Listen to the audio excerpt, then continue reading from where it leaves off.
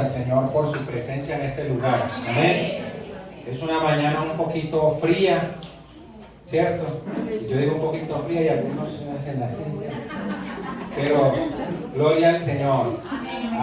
Cuando las mañanas están así, a uno como que la cobija lo abraza más. Uno no quiere como salir. Bueno, algunos, hay unas personas que así esté haciendo frío, lo que sea, eso se levantan desde muy temprano. Amén.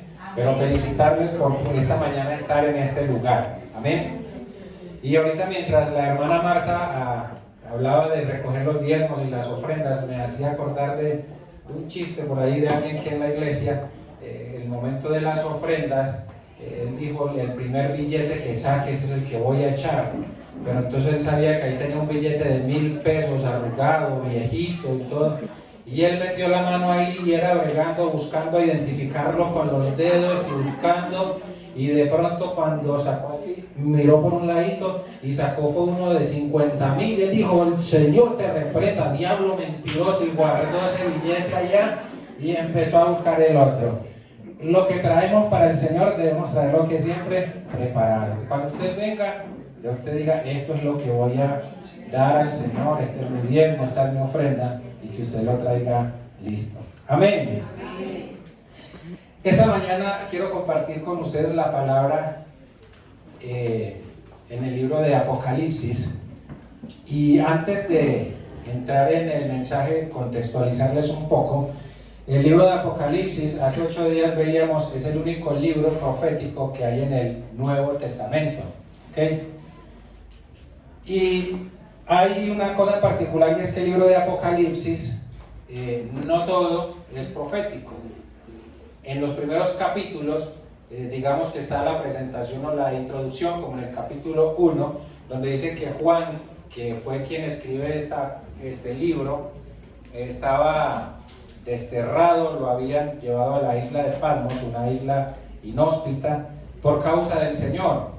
¿A cuántos aquí los han echado de la casa por predicar la palabra, por ser cristiano? No, a ninguno. A Juan lo habían llevado a una isla inhóspita, ya lo dejaron botado por servir al Señor. Y él, estando allí, recibe una visión del Señor.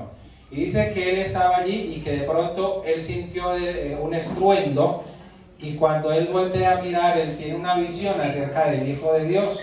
Dice que vio a alguien con unos cabellos blancos, con unos ojos como llama de fuego, que de su boca salía una espada aguda de 2 filos, que estaba ceñido por el pecho con un cinto de oro, y que sus pies eran semejantes al bronce bruñido. Y dice que cuando él lo vio, cayó como muerto a sus pies. Y usted puede encontrar que en varios de los libros donde personajes tuvieron encuentros cercanos con Dios o con su presencia o con la gloria de Dios, ocurría algo similar, y es que caían como muertos. Pero dice que él puso la mano sobre él diciendo: no temas, yo soy el primero y el último, el alfa y la omega. Y le dice que coja un libro y que escriba lo que él le va a mostrar. Y entonces, a continuación de eso, Dios le da un mensaje para 7 iglesias que en ese momento habían en lo que era Asia Menor, lo que hoy se conoce como Turquía. 7 cartas, donde en cada carta hay algo particular, y digamos que cada carta va dirigida a cada iglesia, y en cada una hay unos aspectos específicos. Y hoy quiero que analicemos algo de lo que es la última carta, o la carta gracias a la última iglesia, que es la iglesia de la Odisea. Amén. Amén. Así se llamaba la ciudad, no era el nombre de la iglesia, sino de la ciudad donde estaba la iglesia. Y quiero que vayamos al libro de Apocalipsis, en el capítulo 3, Apocalipsis capítulo 3, versículo 14 en adelante. Yo le voy a pedir que usted lo abra y lo tenga ahí. Ahorita lo leemos y luego vamos a ir desarrollando algo. Y lo que esta mañana quiero compartir con ustedes lo he titulado: mi concepto versus el de Dios. ¿Ok? Porque esta mañana, si yo le preguntara a cada uno de ustedes, le preguntara quién es usted, usted me diría algunas cosas acerca quizás de su nombre, de su edad, de su profesión, si es casado, si es padre de familia. Quizá usted puede decirme dónde vive o de dónde es originario. Y algunas cosas por el estilo usted pudiera decirme. En otros casos le preguntan a alguien quién es y pudiera hablarle de su posición y de sus posesiones y de sus cosas. Pero una cosa es lo que nosotros pensamos y otra es lo que piensa el Señor. O sea, ese título, digamos que es algo más bonito y bien presentado de aquel adagio popular que dice que una cosa piensa el burro y otra el que ¿qué? El que lo está ensillando. Eso sí se lo saben. ¿Cierto? Si les preguntan al versículo, ya no, mentira.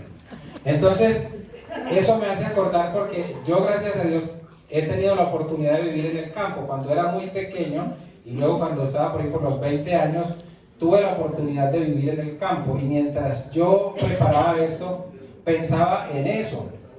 Yo tuve la oportunidad o la experiencia de poder montar en caballos, de cogerlos allá en el potrero o en el corral, de ensillarlos, de montar en ellos. Y pensaba en eso. Generalmente cuando alguien está organizando su caballo para salir en él está pensando, por ejemplo, algo muy típico en el campo es que quien tiene su caballo el día domingo va al pueblo para hacer mercado y todo eso. No sé si alguien haya vivido esa experiencia. Entonces, el que va para el pueblo en su caballo, mientras se está organizando, quizá él está pensando que va a comprar la panela y que va a comprar las papas y todas esas cosas. Quizá está pensando en su itinerario, digámoslo así, y él está pensando en todo lo que va a hacer. Pero ¿qué estará pensando ese caballo en ese momento que le están montando esa silla y que todas esas cosas? Entonces, son dos acontecimientos distintos, digamos, en un momento específico de dos personajes, digámoslo así. Y ahora sí lo voy a invitar que leamos este texto y luego desarrollamos entonces esta temática. Dice, lea conmigo el mensaje a la Odisea. Y escribe al ángel de la iglesia en la Odisea. He aquí el amén, el testigo fiel y verdadero, el principio de la creación de Dios, dice esto. Yo conozco tus obras, que ni eres frío ni caliente. Ojalá fueses frío o caliente, pero por cuanto eres tibio y no frío ni caliente, te vomitaré de mi boca. Porque tú dices, yo soy rico y me he enriquecido y de ninguna cosa tengo necesidad. Y no sabes que tú eres un desventurado, miserable, pobre, ciego y desnudo. Por tanto, yo te aconsejo que de mí compres oro refinado en fuego para que seas rico, y vestiduras blancas para vestirte y que no se descubra la vergüenza de tu desnudez. Y unge tus ojos con colirio para que veas. Yo reprendo y castigo a todos los que amo. Sé pues celoso y arrepiéntete. He aquí, yo estoy a la puerta y llamo. Si alguno oye mi voz y abre la puerta, entraré a él y cenaré con él y él conmigo. Al que venciere, le daré que se siente conmigo en mi trono, así como yo he vencido y me he sentado con mi Padre en su trono. El que tiene oído, oiga lo que el Espíritu dice a las iglesias. Padre, gracias esta mañana por tu palabra y gracias por la oportunidad de tenerla hoy frente a nuestros ojos. Señor, hoy necesitamos escuchar tu voz y hoy necesitamos, Padre, que hables a nuestro corazón. En el nombre de Jesús. Amén. Y amén. En esa carta que escribe a la Odisea, hay varias cosas importantes que hay que resaltar de esta ciudad. Lo primero es que esta ciudad de la Odisea, digamos que era un centro económico de ese entonces. Había mucho movimiento económico en la Odisea. Además, en la Odisea, en aquel entonces, había una gran producción textil. Ahí producían una lana negra que era muy reconocida y que mucha gente iban allí a comprarla.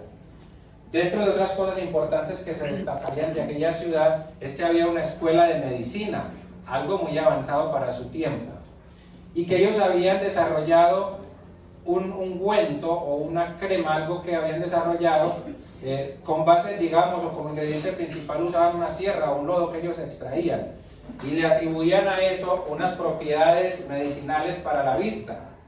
Pero científicamente, según algunos estudiosos, después se comprobó que eso realmente no servía. pero que era algo que era bien importante en aquel entonces. Y otra cosa importante es que esta ciudad tenía un acueducto bien organizado y bien desarrollado, y que el agua de ese acueducto la captaban de unos termales. Y ahorita con estas cosas en mente para que tengan en cuenta cuando desarrollemos esto. Entonces, si me dan por favor el concepto que ellos tenían de sí mismos. Entonces miramos, en el versículo 17 la parte A dice, ellos decían, ¿yo qué? Yo soy rico. ¿Cuántos son ricos aquí? Por fe, aunque sea, ¿cierto? Usted tiene salud, eso es una riqueza, amén. No, la riqueza no siempre es monetaria. O sea, no somos ricos cuando tenemos una gran cantidad de dinero en el banco o allá debajo del colchón, ¿cierto? Somos ricos porque el gallina es rico en oro. Somos ricos, amén, porque tenemos a Cristo en nuestro corazón. ¿Sabe por qué somos ricos también? Porque tenemos salud. Mire, Carlos hace poco compartía con nosotros, ¿de qué le sirve a usted tener una gran cantidad de dinero si no tiene salud? Somos ricos, amén. Entonces, en primer lugar, y permítanme me devuelvo un momentico aquí en esto, aquí a cuántos de los mayores, yo sé que los más mayores sí les tocó, a cuántos les tocó recibir cartas físicas, escritas a mano, ¿cierto? ¿Y a cuántos les tocó hacer cartas para enviarlas? Eso era un arte. Miren, no había computador como ahora, casi algunos no tenían el alcance de las máquinas de escribir, algunas eran mecánicas, ¿cierto? Usted presionaba y eso hacía un ruido enorme porque eso golpeaba ya como una especie de martillo y iba marcando la letra. Pero algunos las hacían como a mano. Y en la escuela inclusive a mí me tocó que le explicaban o le enseñaban a uno cómo hacer una carta y cuáles eran las partes de una carta. ¿A cuántos les tocó eso en la escuela? Y entonces le enseñaban a uno que la carta llevaba primero un qué, una fecha, y que después llevaba un qué, un saludo, ayúdenme porque yo no me acuerdo bien, que también tenía a quién iba qué, dirigida, y tenía el cuerpo o el mensaje de la carta, y después tenía la qué, la despedida, y eso es lo que estaba adentro. Pero en el sobre, entonces resulta que el sobre usted marcaba en la parte izquierda arriba, ahí estaban los datos del remitente, ¿cierto? Y en la parte derecha inferior los datos del receptor. Entonces usted tenía que poner la dirección bien clara porque si no la llevaban por otro lado, ¿cierto? El nombre de esa persona y toda esa cantidad de datos. Gracias. Y enviaba esa carta. Y entonces los que recibieron cartas aquí van a acordarse de esto, es que cuando usted recibía esa carta, lo primero que usted hacía era mirar quién la enviaba, ¿sí o no? ¿Quién me escribió? ¿Cierto? Y todo eso era importante. Y aquí cuando se escriben estas cartas a las iglesias, usted encuentra en el versículo 14 donde dice, escribe al ángel de la iglesia en la Odisea. Y si usted estudia o lee las cartas anteriores, 6 más, que van dirigidas a la iglesia, usted va a encontrar que siempre encabezado es eso, escribe al ángel de la iglesia de tal ciudad. Ahora, ¿por qué al ángel? Los ángeles, según la Biblia, son mensajeros a nuestro favor, ¿cierto? Y es por eso que quien está en la iglesia como pastor es un mensajero del Señor. Es alguien que recibe el mensaje de Dios para transmitirlo ¿a quién? A la iglesia. O sea que en ese caso le estaba diciendo, escríbale al pastor de la iglesia de la Odisea, y luego le da el mensaje. Ahora, ¿quién escribe esto? Y dice acá, he aquí el amén. Y creo que es la única parte de la Biblia donde usted va a encontrar esta palabra amén como nombre o como, digamos, como un nombre personal. Usted encuentra en otras partes de la Biblia que se presenta como yo soy, como el Dios Todopoderoso y otras, digamos, otros nombres, pero aquí es la única parte de la Biblia donde se presenta el Señor con esta palabra amén como nombre propio. Y él dice, he aquí el amén, el testigo fiel y verdadero, el principio de la creación de Dios. Dice esto, ahora sí, ya ahora sabemos quién es el que va a entregar el mensaje. Y en el versículo 15 lo que él dice es, yo conozco ¿qué? tus obras. Dios conoce nuestras obras. Dios conoce todo lo que nosotros hacemos. Lo que hacemos aquí en la iglesia, lo que hacemos fuera de la iglesia, lo que hacemos cuando nadie nos está viendo, lo que hacemos cuando creemos que estamos solos. Dios todo eso lo conoce. Dios conoce ¿qué? Nuestras obras. Y lo que Él dice acá a esta iglesia es: yo conozco tus obras. Y entonces el concepto que esta iglesia tenía en sí, ellos decían: yo soy ¿qué? Rico, me he enriquecido y de ninguna cosa tengo necesidad. Imagínense ustedes eso, como decimos ahora, eso es otro nivel. Usted llegará a ese punto de decir: yo no tengo necesidad de ninguna cosa. Y sé que si esta mañana nos preguntaran a nosotros aquí qué necesitamos, algunos tendríamos una lista bien larga, ¿cierto? Esta iglesia, ellos tenían la capacidad de decir: no necesitamos ¿qué? Ninguna cosa. Y digamos que ellos tenían todo eso que hemos visto antes. Tenían escuela de medicina, económicamente ahí era un gran centro, se movía mucho dinero, la producción textil y todo esto, y hacía pensar de que es una ciudad donde realmente no necesitaban. Ahora, dale a la siguiente, por favor. La palabra dice en Isaías 55, 8 al 9: porque mis pensamientos no ¿qué? No son vuestros pensamientos, ni mis caminos son vuestros caminos. Como son más altos los cielos que la tierra, así son mis caminos más altos que vuestros caminos, y mis pensamientos más que vuestros pensamientos. Entonces, una cosa es lo que nosotros pensamos de sí mismos, y otra cosa es la que piensa el Señor de nosotros. Y quisiera también recordar esta mañana ese pasaje donde hablaba Jesús y dice que en una ocasión Él va a hacer esto, y es que va a poner a las ovejas, ¿a qué? A su derecha, y a los cabritos a su izquierda. Y que a uno les va a decir: venid a mí, ¿cierto? Benditos de mi Padre. Y Él dice: porque tuve hambre y me dieron de comer, desnudo y me vistieron, porque estuve enfermo y en la cárcel y me visitaron. Y ellos van a decir: pero ¿cuándo eso? Pero hay otros que les va a decir: apartaos de mí, que os conozco. Y ellos van a decir: Señor, pero es que en tu nombre hicimos esto, en tu nombre hicimos aquello. Y el Señor les va a decir: yo no los ¿qué? No los conozco.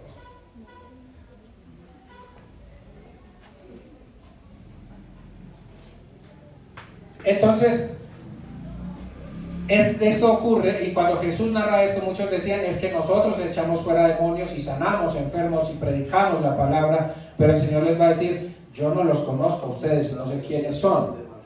¿Ok? Y dale a la siguiente, por favor. Entonces, el concepto que la iglesia tenía es que ellos eran ¿qué? Ricos, que se habían enriquecido y que no tenían necesidad de ninguna cosa. Pero miren lo que Dios, el concepto que Dios tenía acerca de ellos en la parte B de ese versículo 17. Y esto parece más bien que lo estuvieran como insultando, ¿cierto? Porque Él le dice: y no te das cuenta que tú eres un ¿qué? Desventurado. ¿Qué es eso de ser desventurado?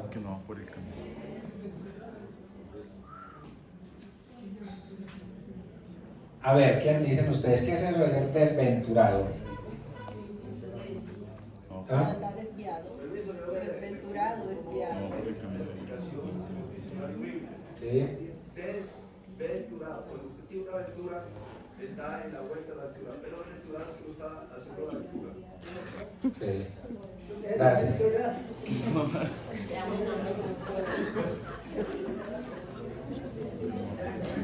Cuando uno va de pronto a algún lugar y tiene algún paseo, hace algo y a uno le gustó y eso, uno que dice: oh, es toda una aventura, ¿cierto? Y lo contrario de eso es decir: es una aventura, o sea, eso no te está saliendo bien, eso realmente no era tan chévere, eso no era tan agradable, ¿cierto?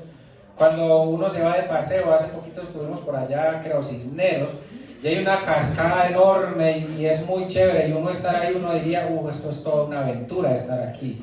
Pero estar en un lugar contrario, donde uno no está viendo: esto es una desventura, o sea, las cosas no me están saliendo bien, esto no es lo que yo esperaba. Además le dice que eres un ¿qué? Miserable. Usted recuerda que una vez Pablo dijo: miserable de mí, que no hago el bien que quiero, sino que el mal que no quiero, eso es lo que termino haciendo. Y él decía, soy un ¿qué? Un miserable. En otras palabras, es una cosa...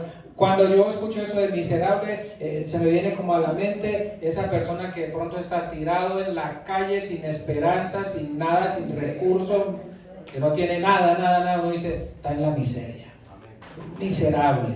Y además, ¿qué dice aquí? Pobre. Ellos decían, yo soy ¿qué? Pero Dios le dice que es ¿qué? Pobre. ¿Sabe una cosa? Jesús en varias ocasiones hablaba de lo que eran las riquezas. Y hablaba Jesús y contaba una historia de un hombre joven que dice que él acumuló muchas riquezas. Y él que dijo, muchos bienes tengo, voy a construir un granero y voy a guardar todo eso y voy a esperar y a disfrutar. ¿Y qué pasó con él? Necio, esta noche vienen por tu alma y todo eso que has amontonado, ¿de quién será? Entonces, ¿qué les digo aquí? ¿Son qué? Pobres. ¿Sabe una cosa? Que la verdadera riqueza del ser humano es poder tener a Cristo en su corazón. ¿De qué aprovecha al hombre tener todos los bienes? Jesús mismo dijo, ¿de qué le sirve al hombre ganar el mundo entero y perder su alma? Además le dice que es ¿qué? Ciego. ¿Sabe una cosa? Que usted y yo, antes de tener a Cristo en nuestro corazón, éramos ciegos. La palabra dice que el Dios de este siglo cegó el entendimiento de los incrédulos para que no les resplandezca la luz del Evangelio. Y nosotros, antes de tener a Cristo en nuestro corazón, éramos ¿qué? Ciegos. Y lo último que le dice es que ¿qué? Está ¿qué? Desnudo. ¿Sabe una cosa? Cuando Adán y Eva pecaron, desobedecieron al Señor, dice que cuando ellos sintieron que el Señor se paseaba por el huerto, se fueron y cogieron ¿qué? Hojas de higuera. Y cuando el Señor lo llama, ¿dónde están? Y dice, ay Señor, lo que pasa es que sentimos que estabas por acá y nos dio vergüenza porque estábamos ¿qué? Desnudos. Y hay una cosa que debemos tener nosotros siempre presente. Usted puede ponerse el traje más costoso que pueda conseguir, pero delante del Señor su cuerpo y su corazón siempre estarán desnudos. Y no hay nada que nosotros podamos esconder delante del Señor. Ni nuestros pensamientos más profundos se pueden esconder delante del Señor. Usted puede meterse en el lugar más recóndito que usted se imagine, pero aún allí el Señor le estará mirando y conociendo cada uno de sus pensamientos. El salmista dijo, si subiere a los montes, allí estás tú, y si en lo profundo del mar hiciere mi morada, allí tus ojos también me observarán. Y no hay ningún lugar donde nosotros podamos huir y escondernos de la presencia del Señor y de su mirada. Y delante de Él nosotros estamos desnudos. Nosotros podemos ocultarle muchas cosas a nuestros familiares, a los que están a nuestro alrededor. Hay personas que quizás le han guardado secretos en su corazón y son casados y tienen secretos que nunca le han dicho a su pareja por años. Pero ¿sabe una cosa? Eso Dios lo conoce. Hay personas que sirven al Señor y aman al Señor y usted los ve gozosos y sirviendo, pero cuando no están en la iglesia hay una tristeza tan profunda en su corazón, hay cosas tan duras en su corazón con las que luchan, y todo eso el Señor lo conoce. Amén. Y Él le dice que está desnudo. Dale la siguiente, por favor. Y entonces el Señor le da un consejo a la iglesia. En el versículo 18 le dice, por tanto, yo te aconsejo que de mí compres ¿qué? Oro refinado en fuego. O sea, oro del mejor que se pueda conseguir. Y no es el oro que guardan allá en la reserva de los Estados Unidos ni en ningún país. ¿Sabe cuál es ese oro que Él quiere que compremos? La salvación de nuestra vida, que valió la sangre de su Hijo, que valió la sangre de Dios. Eso es lo que Él quiere que compremos. En Isaías la palabra dice, venid y comprad sin precio y sin dinero. Amén. Porque lo que el Señor ofrece, la salvación, no la compramos con ningún dinero ni ningún bien de este mundo. Además le dice, compra ese oro refinado en fuego para que seas rico, y vestiduras blancas para vestirte. Recuerda usted que hace un rato le mencioné que ellos producían ¿qué? Textiles, o sea, telas y todo. La gente chicaneaba en otras partes y se ponían un traje y decían, es que esta tela la trajeron de la Odisea, y eso era, mejor dicho, ¿ya? Imagínese usted hoy ponerse el traje de alguno de los mejores diseñadores del mundo. Así se sentía la gente cuando usaban un traje de esos de allá, y la gente decía, que esto es muy elegante y todo. Y el Señor le está diciendo a ellos, ustedes delante de mí, aunque se pongan los trajes más costosos, están desnudos. Y Él le dice, y que compres vestiduras blancas para vestirte, y que no se descubra que la vergüenza de tu desnudez. Además, ¿qué le dice? Y unge tus ojos con colirio para que veas. Algunos de los más mayores que están aquí saben que en alguna ocasión, bueno, eso me lo han contado, vendían un cuentico, una cosita que se llama colirio para los ojos. Yo no sé si algunos de los que están lo recuerdan, y que era muy bueno, dice. Y Él está diciendo, compren ese colirio, unjan esos ojos con colirio para que ¿qué? Para que ustedes puedan ver. Y además, en el versículo 19 y 20, la palabra dice, yo reprendo y castigo a todos los que amo. Sé pues celoso y arrepiéntete. El Señor, ¿qué dice? Corrige, castiga a todos los que ¿qué? Aman. ¿Cuántos aquí se sienten amados por el Señor? Como Dios le ama, a ustedes le va a corregir. Y cuando nosotros nos corrigen, no siempre esa corrección es agradable, ¿cierto? ¿A cuántos les gustaban acá cuando eran pequeños que el papá les corrigiera? Así no dicen amén, ¿cierto? Algunos, miren, en alguna ocasión cuando a uno lo corregían, y de pronto porque las correcciones de antes no eran ponerlo a uno contra la pared a reflexionar y a meditar, ¿cierto? Las correcciones de antes eran con rejo de vaca, con el palo de la escoba, con el cable de la plancha, con la chancla, ¿cierto? ¿A cuántos les tocó todos esos artefactos? Así era la amonestación antes. Y uno cuando lo corregían los padres, uno no decía, ay, gracias porque me estás corrigiendo, ¿cierto? Cuando a uno le habían dado la pela, uno a veces se iba por allá y uno estaba ahí llorando como entre el dolor y rabia, ¿cierto? Y uno decía, ay, ojalá yo me muriera para que después yo les haga harta falta, y yo diré que si se va a arrepentir. Y algunos se ríen porque recuerdan que quizá en algún momento eso les pasó. Cuando el Señor nos corrige, a veces estamos así. No queremos recibir la corrección del Señor. Y el Señor dice, yo que reprendo y castigo a todo el que ama. En el versículo 20, y es curioso que este versículo por muchos años lo hemos usado para evangelizar. ¿Cuántos han evangelizado con este versículo de Apocalipsis 3:20? Y vamos donde el que no es cristiano y le decimos, la palabra dice, aquí yo estoy a la puerta y llamo, y Dios está tocando tu corazón. Pero el contexto en que esto se escribe, se estaba escribiendo, era para gente que eran cristianos, para una iglesia, no era para inconversos.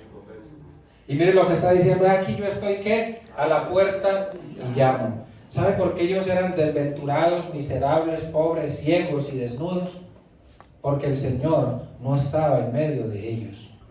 Ellos servían supuestamente al Señor y amaban al Señor, pero Dios estaba afuera.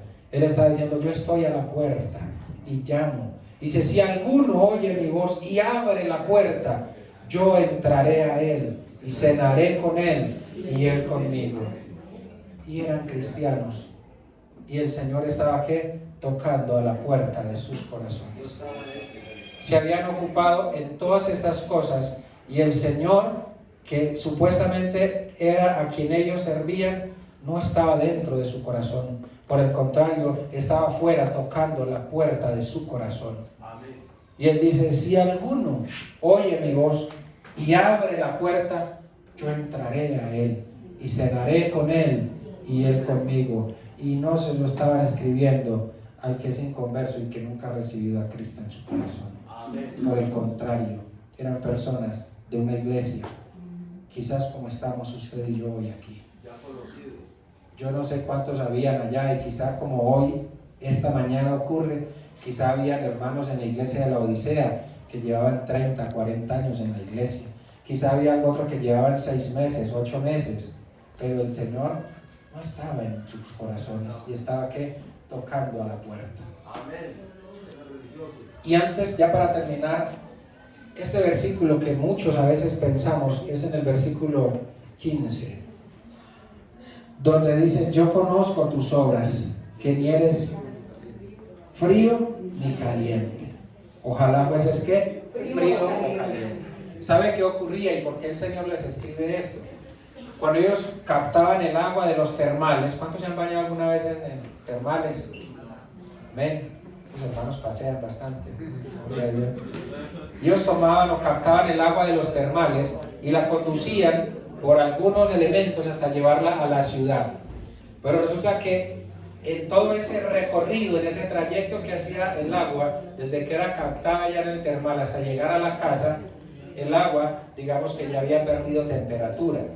Y entonces ya no llegaba caliente. ¿Cómo llegaba? Tibia. Y el Señor les está diciendo: ustedes no son ni fríos ni calientes. En otras palabras, si comparásemos eso con el agua, les está diciendo: ustedes ni siquiera están como eran al principio. Al principio ustedes eran, ¿qué? Digámoslo así, calientes. Hay vigilia, vamos para la vigilia. Yo llegué a vigilar 2 noches seguidas. Ya hoy en día ahora preguntaban: ¿quién viene para la vigilia? Solo la servidora.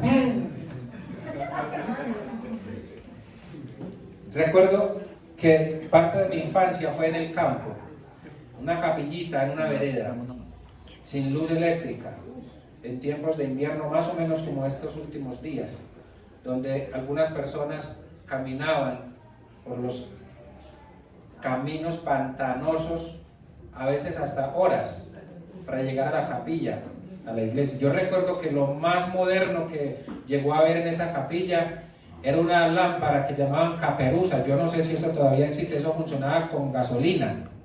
¿Y todavía existe? ¿Sí? Bueno, allá alumbraban con lámparas de gasolina.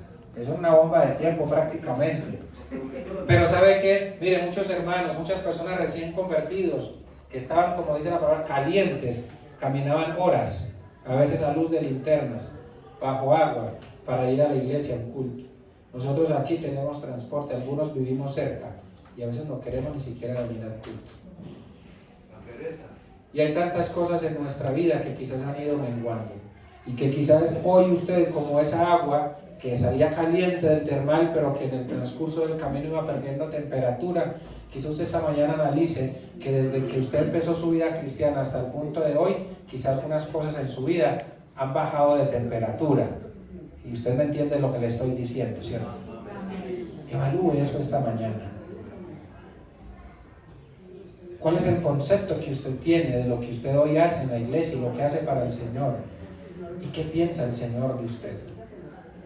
Pero déjeme decirle esta mañana que lo más importante no es lo que usted piense de sí, es lo que Dios diga de usted.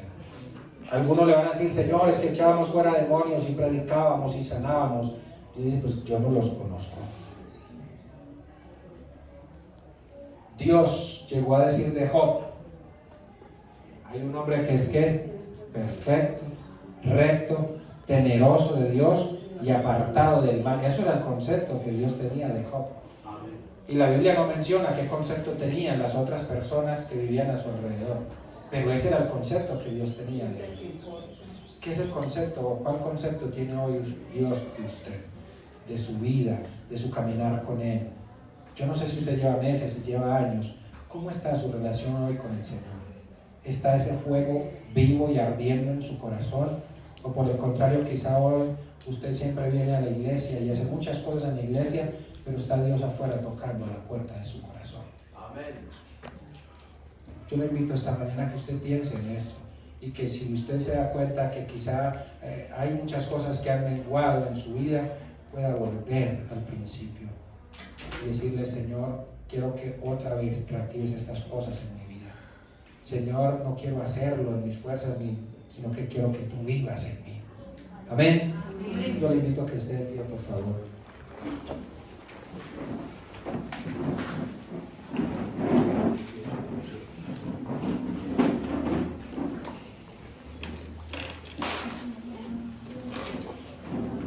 Usted Usted es aquí esta mañana porque Dios le ha traído. Dios tiene un propósito al traerle a este lugar. Usted puede esta mañana reflexionar en esto que hemos hablado. Es muy bueno cuando nosotros nos hablan de la prosperidad y de la bendición y de todas estas cosas. Pero es importante siempre mirar cómo está nuestra vida con el Señor. Cómo está nuestro caminar con Él. A veces hacemos muchas cosas para el Señor, porque trabajamos en muchas cosas en la iglesia, pero está Dios en nuestra vida y está Dios en todo eso que hacemos. Padre, en esta mañana te doy gracias por tu palabra y por tu bendición. Gracias por la oportunidad de poder escuchar tu voz. Gracias por la vida de cada uno de mis hermanos que esta mañana estamos en este lugar. Gracias por el tiempo que cada uno de ellos lleva de conocerte y de servir. Y te ruego, Señor, en esta mañana, que si hay algunas cosas que han muerto o que se han enfriado en nuestra vida, vengas hoy en nuestra ayuda, Señor. Queremos servirte y que ese fuego que has puesto en nuestro corazón, Señor, cada día pueda reactivarse.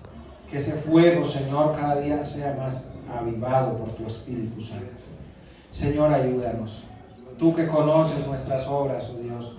Si hay obras en nuestra vida, acciones, Señor, que no te agradan, que no te honran, ayúdanos, Señor. Si hay personas hoy que están luchando, Padre, con situaciones en su vida, con prácticas, oh Dios, pecaminosas que te ofenden y deshonran tu nombre, pido que hoy tú puedas ayudarles. En el nombre de Jesús, y permite que siempre nuestras obras sean gratas, Señor, y que, como dijo el salmista, las palabras de nuestra boca y los pensamientos de nuestro corazón sean gratos delante de ti. Gracias, Dios de los cielos, en el nombre de Jesús. Amén.